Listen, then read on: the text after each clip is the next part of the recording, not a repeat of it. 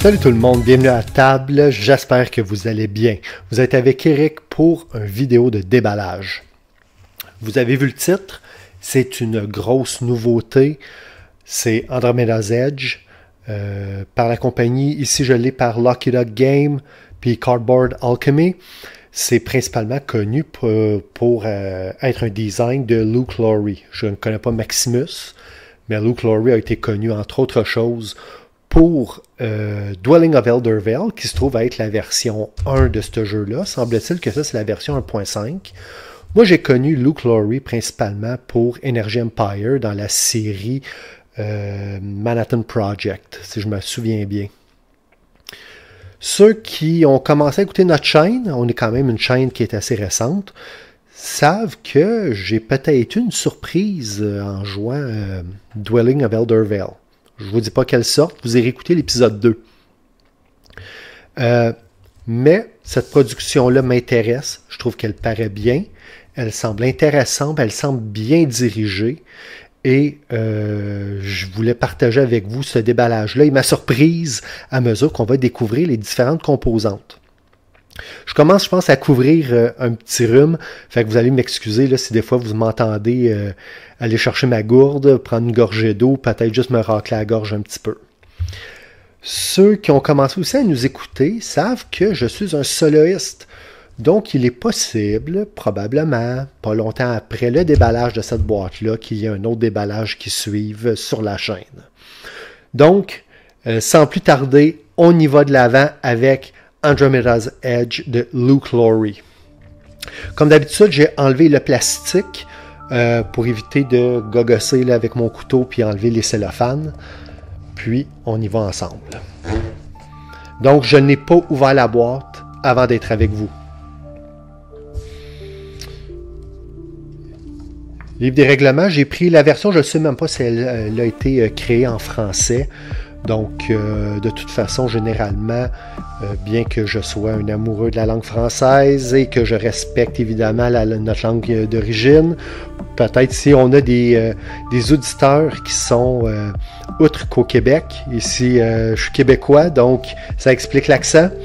Mais généralement, nous, les copies, je ne sais pas en Europe, je n'ai pas tellement regardé dernièrement, mais nous, au Québec, souvent, quand même, il y a un prix premium là, pour une traduction. Étant bilingue, ben, je me permets là, de prendre la version en anglais. Je pense qu'il va y avoir du stock là-dedans à déballer. Ça risque d'être intéressant. Les règles, 25 pages. Je pense que c'est très raisonnable pour une production de cette grosseur-là. J'ai pris la version retail. Je ne suis pas un fan des miniatures. Quand il y en a, tant mieux. Mais moi, je veux payer pour un bon gameplay. Je n'ai pas vraiment besoin du bling qui vient avec des miniatures. Sans compter que une miniature non peinte est souvent beaucoup plus laide, à mon sens, qu'un standees qui est bien dessiné. Puis ici, je crois que ça, on va avoir des standees tantôt. Et peut-être même quand même certaines petites miniatures en guise de jetons joueurs. J'ai très hâte de voir ça.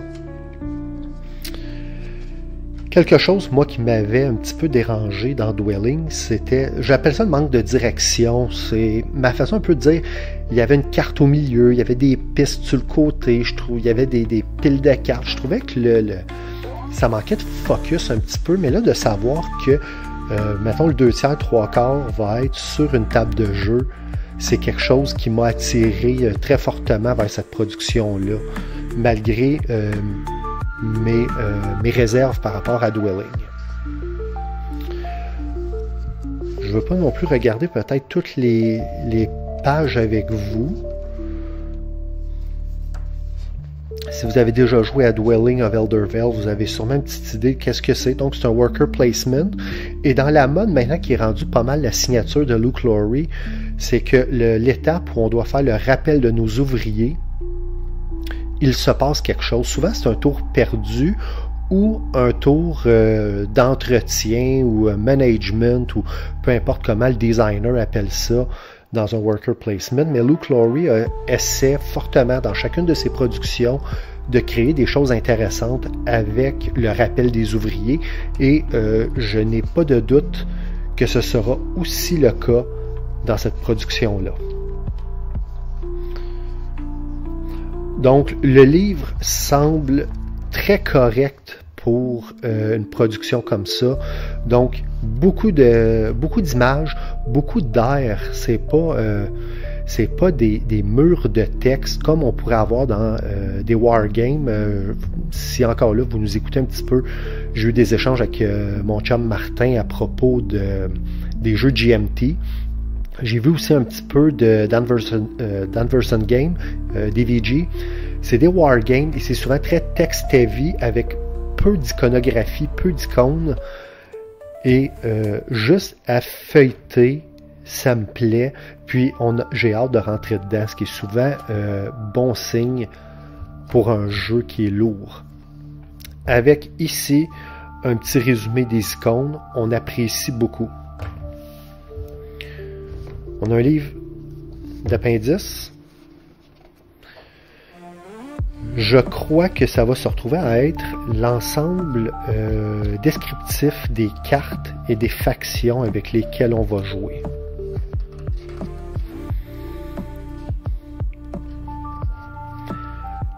Direction artistique qui est intéressante ici. Très futuriste. Évidemment, Dwelling se voulait quelque chose d'un peu plus fantaisiste. J'aime le fini un peu chrome et brillant ici. Là, c'est un peu surréaliste. Je trouve ça très bien. Puis il semble effectivement y avoir une description de chacune des cartes et de chacun des effets afin d'éviter le plus possible la confusion, bien que je suis convaincu qu'il va y en avoir beaucoup, ce qui est toujours le cas dans un jeu de cette nature-là. J'ai été aussi vers Andromeda's Edge parce que j'ai pas beaucoup de jeux de l'espace et bien qu'un jeu comme Voidfall, au niveau graphique, au niveau esthétique, au niveau, quand je le regarde, ça m'attire beaucoup. Beaucoup trop lourd pour moi. Quand je fais juste entendre qu'un joueur aguerri faire un setup, c'est presque 1 heure, c'est beaucoup trop long pour moi. Ça, bien que je m'attends à quelque chose de lourd, je doute que ça va être aussi lourd que Voidfall. On va tasser ici, puis je vais amener les punchboards dans le champ de la caméra. Peut-être un petit exercice de punch, parce que je connais pas beaucoup cette compagnie-là, et ça se fait très très très bien. Les pièces sont épaisses, cartonnées, mais elles ont pas l'air super denses. Je vais essayer de faire un zoom, voir si on peut le voir ici. Si on voit un petit peu là, le splitting. Donc, ça a l'air bien, mais j'ai quand même une crainte que, à force de les manipuler, il pourrait y avoir un petit peu là, que ça puisse se décoller là, un petit peu là, entre les couches. Mais évidemment, comme gamer, je crois qu'on est tous un peu pareils, on fait très attention à nos jeux. Donc, malgré tout, je doute que c'est quelque chose qui va arriver, mais ça reste une crainte quand je regarde là, la qualité là, de la compression du jeton. Ici, donc, on a essentiellement la même chose. J'ose imaginer que ça va être les différentes ressources, fait que probablement des minéraux, probablement là, du titane, de l'énergie. Différents vaisseaux ici. On va essayer d'en dépuncher un. Petite résistance, mais très très bien. C'est quand même agréable. Le carton il est épais. La découpe elle est bonne.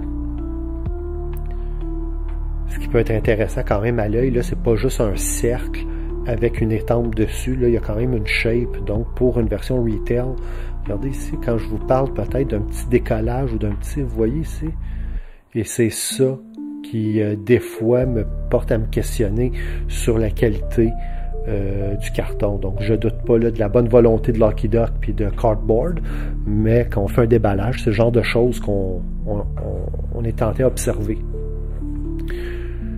Ici, je dirais peut-être, mis à part quelques ressources en bas, ça a l'air d'être pas mal toutes des standees. Puis quand je regarde ça, je préfère de loin quelque chose qui ressemble à ça qu'à une mini qui va être gris ou qui va être plein d'excellents détails au niveau de la sculpture, au niveau de la façon que ça a été fait, mais auquel je vais manquer ces détails-là ici là, de couleurs et j'appelle ça de texture, bien que ce soit d'imprimé, mais on voit, exemple ici, là, les différentes lignes ici, comme quoi c'est comme si ça serait de la glace. Très, très, très joli. Le verso est essentiellement pareil. Oh, on rentre dans les tuiles.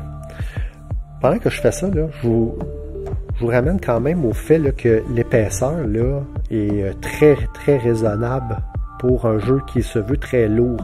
Si on pense à Dwelling, là, ici, avec l'angle, c'est peut-être dur à voir, mais on était facilement 2,5 fois, c'est pas 3 fois l'épaisseur de cette boîte-là. Et moi, j'avais la version retail, donc elle avait beaucoup de vide avec des cases de carton pour ceux qui avaient la version légendaire. Donc, d'avoir une plus petite boîte, ben, c'est plus simple aussi à serrer là, dans nos armoires puis dans nos étagères.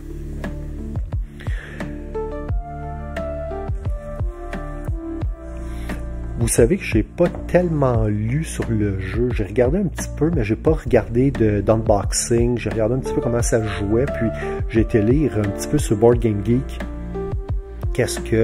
À quoi ça ressemblait. Et compte tenu que tout le monde disait, ben c'est Dwelling 1.5 avec un bon coup de fer sur les différents plis, ça m'a quand même attiré tout de suite. Généralement, j'aime les worker placement. Tuiles, très bien. Dépunchage, là, pas de bleed, tout va bien.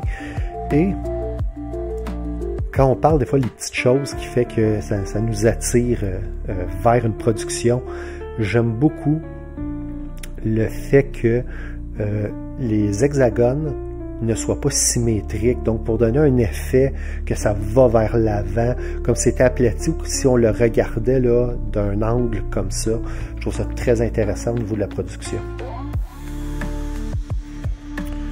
On continue les différentes planches. Est-ce qu'elles ont un verso? Verso neutre, probablement pour pouvoir faire une brasse puis sélectionner certaines tuiles au hasard ou pour avoir une pige puis créer une carte qui va être dynamique. On rapproche ça ici un petit peu. Ici, c'est très générique, fonctionnel. Ça me fait penser, je sais que le jeu n'a pas eu beaucoup de succès, mais je pense que c'était Deep Space D6 Armada, que les cartes avaient ce genre d'artwork là, où c'était juste du blanc et noir. Je trouve ça très intéressant. Avec les différentes tuiles, puis je pense que celui-là aussi on a fait le verso.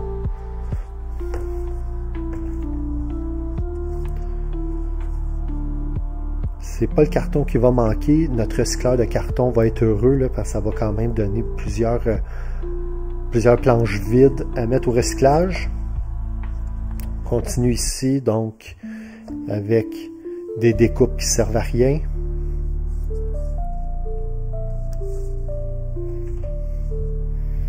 Ah, planche déjà ronde, déjà découpée. Donc, probablement quelque chose qui va avancer pour nous faire... comme ça. Quelque chose qui va avancer pour nous faire évoluer à travers les tours. On peut imaginer 4 à 5 joueurs, 3 joueurs, 1 ou 2 joueurs, fast forward, puis ça va tourner.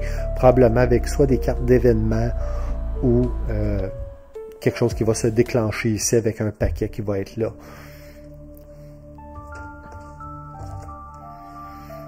Scrapyard. Comme je vous ai dit, j'ai pas lu sur le jeu, mais si c'est comme Dwelling, on pourrait imaginer que ça ressemble à... Il y avait la track d'Underworld sous les pistes. Donc, ça pourrait ressembler à ça ici.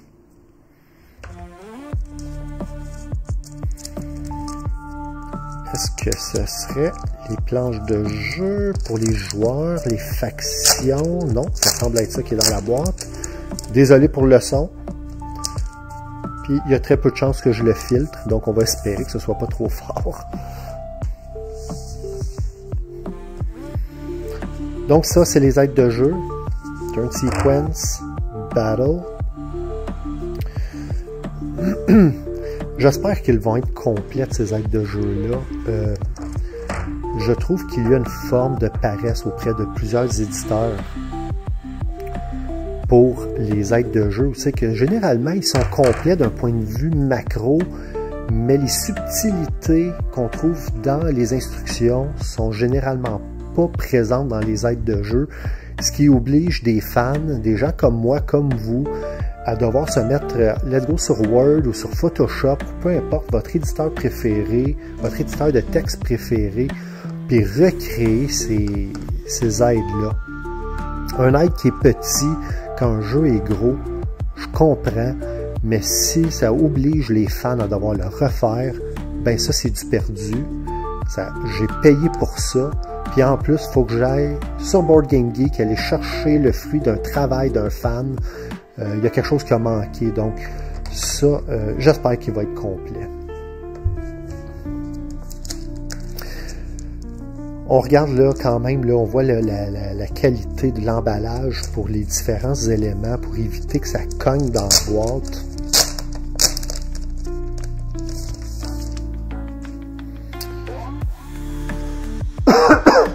Désolé. Donc ça ici, ça doit être les planches de jeu. Puis j'ai vu un review cette semaine et je crois que oui, il est réversible. Donc, vous pouvez jouer, que vous soyez du côté gauche ou droit de la table, droitier, gaucher, peu importe votre sens, le sens où vous êtes à l'aise pour jouer, vous allez pouvoir, si vous voulez avoir votre tableau de ce côté-ci ou votre tableau de ce côté-là, c'est possible. En termes qualitatifs, c'est du cardstock de bonne qualité. Si les cartes sont de cette qualité-là, ça va être bien. Oui, c'est mou, mais c'est pas mou Terraforming Mars. Et ici, il y a une bonne couche d'encre vernie avec le petit côté, des fois un petit peu plus rugueux, là, qui arrive souvent dans ce genre d'impression-là, comme si le pad d'impression sur le dessus donnait un fini qui était plus lustré qu'en dessous. On se garde-tu la planche de bord pour la fin? Je pense que oui. Un gros morceau comme ça. Oh! Ça, c'est le fun. Étant un joueur généralement plus euro, je vais faire un petit zoom out, là, ça va me reposer les bras. J'aime, les morceaux de bois. Je préfère le bois au plastique. Et en plus, il est screen printé, donc avec des petites impressions sur le bois. Recto seulement, mais quand même, puis c'est des disques qui semblent d'une épaisseur appréciable. Donc, c'est pas juste un petit disque qu'on va devoir pousser, on peut le prendre, on peut le pincer, on peut aller le chercher. Quelque chose que j'apprécie très, très bien. Petit disque en plastique rouge, ils ont l'air très petits. Ça fait différent des fameux cristaux, là, on les a eu dans plein de jeux. Entre autres, je me rappelle les cubes rouges en Red Rising de Stonemaier Game. Et puis c'était aussi, je l'ai eu comme étant le charbon dans Australia, où c'est un moule qu'on retrouve à peu près toujours. Et sans avoir des petits cercles comme ça, je trouve ça intéressant, mais je trouve ça petit. J'espère que ça n'a pas un rôle super important, autre peut-être que de monter ces pistes-là, parce que ça a l'air de fitter dedans. À voir.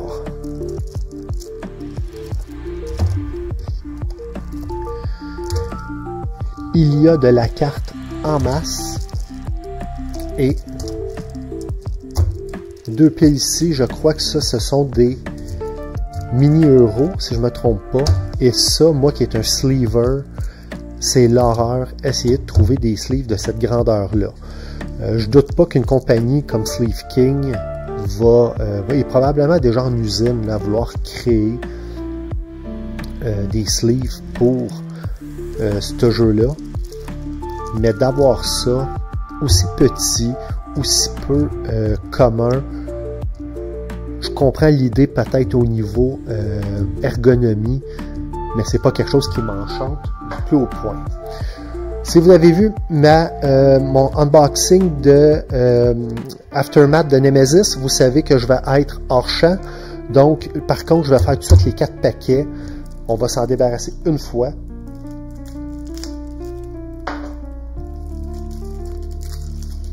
Donc, il sera possible que je fasse une coupure ici le temps que je déballe.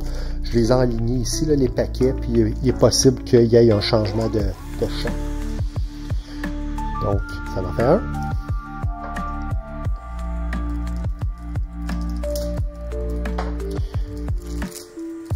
Contrairement aux cartes que j'ai ouvertes pour Nemesis, ces cartes-là, bien qu'elles sont dans un plastique, il n'est pas trop serré. Qui fait en sorte que, avec une bonne lame pour les ouvrir, on ne sent pas qu'on va les accrocher, ces cartes-là. Je vais essayer de vous le montrer avec le dernier paquet, là, si possible. Comme ça. Peut-être. Si on regarde, là, en bon franglais, là, il y a du give dessus. Donc, exemple, je vais pouvoir passer ma lame ici, là, dans la couture. Puis, regardez, je peux même passer mon doigt. Donc, les risques d'abîmer les cartes, c'est plutôt mineur. Et ça, on apprécie beaucoup. Et voilà. Il y a beaucoup de cartes, je vous le dis tout de suite, on ne les regardera pas tous ensemble, au moins on va regarder un petit peu qu'est-ce que c'est. On va commencer avec ceux-là, les carrés, je crois que c'est les différents modules. Essentiellement, ce sont des options d'upgrade pour notre vaisseau.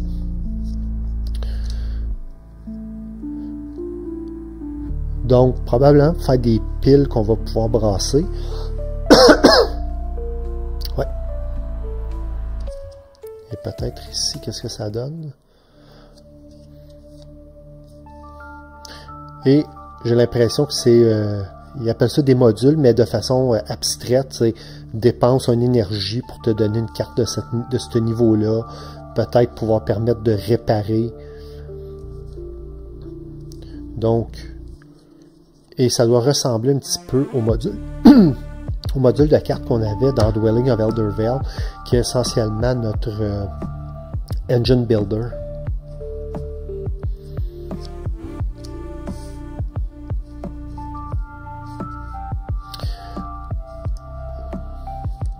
J'apprécie beaucoup que, peut-être avec un petit zoom, peut-être que j'ai manqué un peu là-dessus, attendez. Ça va peut-être être plus simple pour ce paquet-là. Comme ça. Et voilà. J'apprécie beaucoup ce que je disais, que il y a un bel équilibre entre le genre science-fiction, mais le côté usability, utilisable, il n'y a pas du bruit autour. Les icônes me semblent plutôt simples. Entre cette icône-là va me donner quelque chose comme ça. Je ne sais pas c'est quoi. Je ne connais pas encore l'iconographie. Hein? Probablement prendre ça ou ça. Prendre un cristal ou une carte. Oh. Probablement gagner 3 points plus 1 point. Donc l'iconographie me semble très fonctionnelle. Avec un petit paquet de cartes qu'on a échappé. Comme je vous disais la dernière fois, de avoir des petits problèmes comme ça, c'est rendu presque un running gag sur la chaîne. Je vais faire un petit zoom out ici. Oh, des cartes recto verso.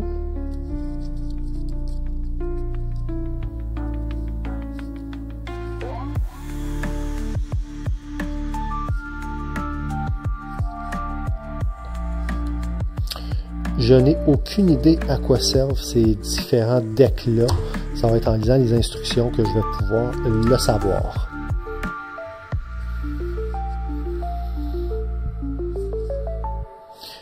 Malgré tout, j'aime beaucoup le look, le feel. Oui, il y a beaucoup de texte, c'est très text-heavy.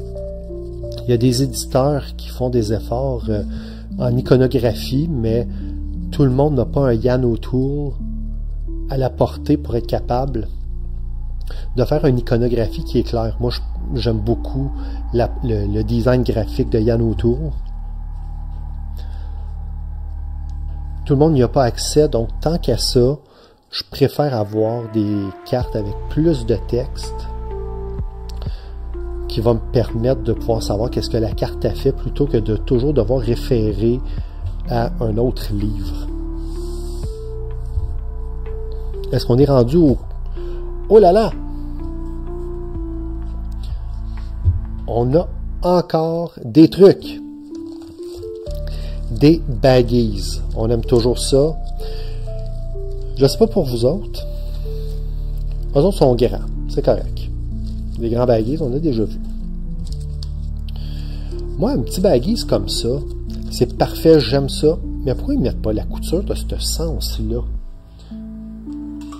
Moi, quand je joue, souvent, pour mettre mes ressources, j'utilise des petits bols. Dollarama. 4 pour 1 pièce. Quand je vide ça là-dedans, quand la couture est sur le large, tu mets ton bol, tu verses ça dans le sac, zip-zap, c'est fini. Ici, ça finit toujours par déborder, il y en a partout sur la table, on sac ça dans la boîte, on en a toujours oublié un. Je ne sais pas d'un point de vue production, si c'est parce que ça coûte plus cher, est-ce que personne n'y a pensé? Je ne sais pas. D'ailleurs, ici, c'est le fun, un petit trou, fait que si on veut enlever l'air puis taponner sur le sac, hop, on le voit pas le trou, on le voit-tu? Ah, ici, on le voit ici, là, il est troué, c'est parfait. Mais personnellement, moi, je préfère les sacs avec une couture qui est sa longueur pour pouvoir verser mes bols dedans. Il y a beaucoup de sacs, on est heureux. Plusieurs dés, j'imagine une collection par faction. Très bien, ils sont petits, donc, mais c'est pas un jeu de dés. Si le jeu a une composante principale qui est des lancers de dés, je veux qu'il soit gros. Je veux qu'il soit chunky, je veux avoir un feeling que je lance des dés. Mais si, je crois, dans Andromeda's Edge, là, il va quand même avoir probablement le même hips que j'ai trouvé dans Dwelling. C'est un jeu qui essaye de tout faire. Et les dés, c'est une des composantes de. Mais le fait que c'est pas la composante principale, on va lui donner un pass pour ça. Ça finit plus, les bébelles. Je regarde le temps qui avance, puis c'est étonnant comment être avec vous autres, ça passe vite, ça fait déjà presque une demi-heure que je suis avec vous. Oh, ça, j'ose imaginer que ça va être les différentes factions. Oui, donc, en termes de verso, on a le nom avec différents symboles. Et un artwork qui fit avec ceux-là, et j'oserais imaginer probablement les ressources de départ qui semblent être asymétriques. Souvent intéressant. Avec des upgrades particuliers, différents symboles. Je me rappelle pas assez de Dwelling pour me rappeler de tout ça. C'est peut-être l'équivalent de dire il y avait ceux qui étaient, mettons, pour la lumière, pour l'ombre, l'eau, la terre. Donc, probablement que c'est les mêmes choses. Donc, les différents éléments auxquels ces factions-là vont être assignées.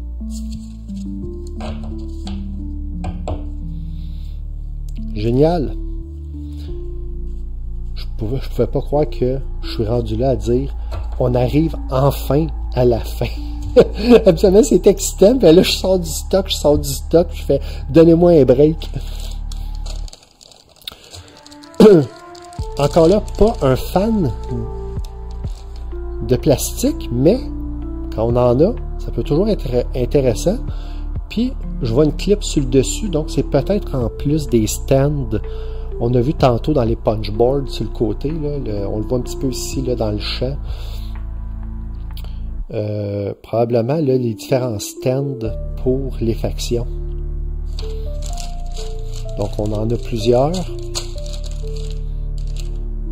Excellent. Donc tout le même moule, mais dans des couleurs différentes.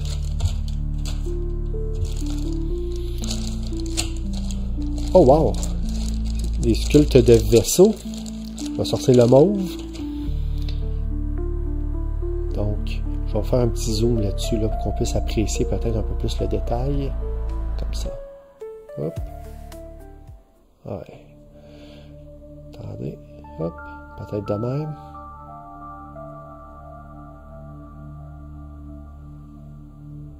Ça semble être... Je crois... Ah, non, il y a 2 moules, 3 moules. Ah, il y en a plusieurs. Je suis pas un fan de Star Trek, mais je suis pas inculte au point de ne pas reconnaître une des variantes du USS Enterprise, ou peu importe le nom qu'ils ont donné dans les séries qui ont suivi, avec les deux réacteurs puis la soucoupe en guise de poste de commandement. Puis, je crois qu'on en a ici un petit.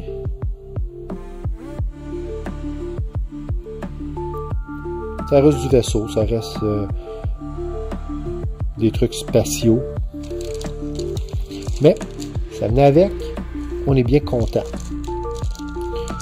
Ah, je vous ai dit que, comme genre euro, j'aime le bois. Oh! Mais regardez, attendez, je vais vous en sortir un. Je croyais que c'était des cubes et des cylindres, mais non. C'est des pegs en plastique. Puis, attendez, je ne sais pas si on va pouvoir le voir. Je ne sais pas si ça va paraître, mais regardez, il y a comme des lignes dedans. Encore là pour donner le look sci-fi. Très bien, donc on en a encore là dans les 4 ou 5 couleurs là, de faction. On parlait de standy, donc on a des soutiens, des supports. Excellent. J'espère qu'il y en a au moins 1 ou 2 de spares. Il y a des fois, ils finissent, il y en a un par accident qui pourrait finir par casser à force de les mettre puis de les enlever. Donc, si au moins on avait un de spare, ça serait bien. Des belles grosses pastilles qui rappellent, pour ceux qui l'ont essayé, First Martian. Donc, les losanges, non pas losange comme la forme, mais comme le mot anglais pour dire une pastille. Très bien. Ça aussi, j'aime ça. Pourquoi? Oui, je préfère en bois, mais c'est parce que c'est gros, ça se tient, qu'on veut le manipuler, on n'a pas besoin de gratter, d'aller le chercher, de se faire pousser les ongles. Génial. La boîte est vide, je vais la tasser du champ. Puis on va ouvrir l'autre petit paquet de cartes. Il a le même give que les autres, c'est-à-dire qu'il n'est pas emballé sous vide. Passer la lame du couteau là, dans le paquet a été très très très simple.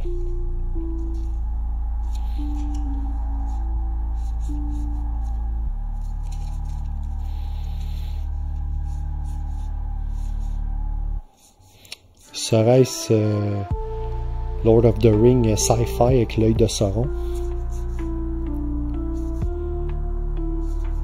J'aime beaucoup la direction artistique, le choix des couleurs, comment les choses ont été représentées. Oui, il y a une forme de générosité là-dedans, mais j'apprécie beaucoup. Je trouve ça bien, ça m'allume. Je préfère le sci-fi au fantasy. Peut-être avec un petit zoom pour tout le monde.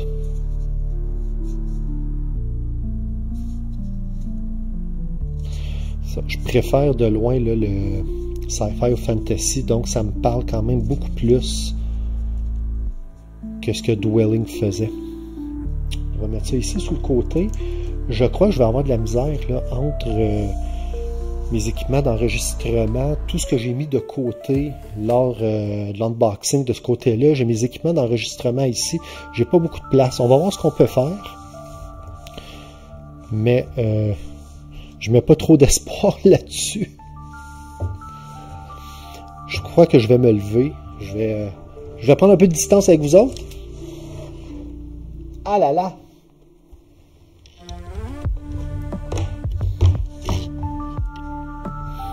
Je vais faire un petit zoom out là-dessus. Puis là, je vais bouger la caméra. Je crois que si vous regardez le déballage, vous avez vu les images, que ce soit sur Board Game Geek ou d'autres chaînes de déballage. Je vais vous dire, il est plus beau en vrai que ce qu'on voit à l'écran. Il est mat. ce qui est très appréciable, surtout le fait qu'il y a beaucoup de noir ici. Puis on le voit là, j'ai ma lumière d'éclairage là qui est juste dans le coin là, de la caméra. Puis il y a très très peu de reflets. En live, il n'y en a pas. Vous, il y en a un petit peu à l'écran. Moi, j'ai presque pas de reflets ici. Tout semble très très clair. J'aime beaucoup là, les couleurs ici, style un peu aurore boréale là, et les différentes teintes, les différentes couleurs. Je trouve ça très très bien. J'apprécie beaucoup le fait que la track soit tout le tour encore là avec Dwelling. On jouait sur cette portion-là qu'on construisait ici et toutes les tracks qu'il y avait là avec la piste plus l'Underworld était une autre planche ailleurs. Nos cartes étaient sur des supports en plastique. Ici, il semble y avoir des marchés. Donc, minimalement, du moins pour moi qui va être en solo, l'action va se passer tous à la même place. Je pense que je vais avoir plus de facilité à garder mon focus sur cette production-là. Eh bien, tout le monde, c'était le déballage d'Andromeda's Edge. J'espère que vous avez apprécié et je vous remercie beaucoup pour vous être joints à moi pour ce déballage-là. Et on se revoit très bientôt à table. Salut là!